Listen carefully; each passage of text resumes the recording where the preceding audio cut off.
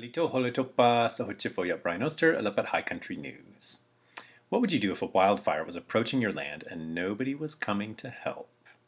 In Mount Shasta Vista, a tight-knit community of Hmong Americans has been the target of years of criminalization for growing cannabis, which is legal in California.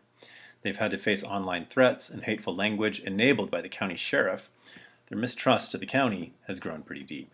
So when wildfires broke out, residents believed the county would rather let their homes burn than help them.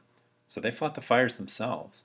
Don't miss this revealing story about how Siskiyou County has criminalized one community of color. Rural communities of color, by the way, are growing in the West, and that means it's time for redistricting. But what in tarnation is redistricting anyway? Well, every 10 years we have a census, and that changes how the population is represented in government.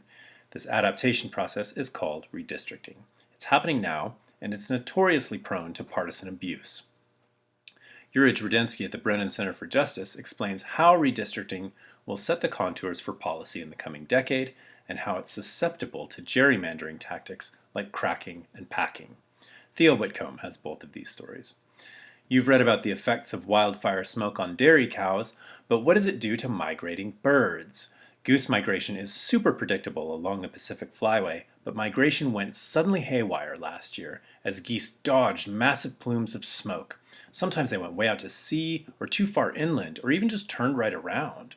The journey took twice as long as usual, which meant calorie depletion and greater risk of mortality. Kylie Moore has the details on that one.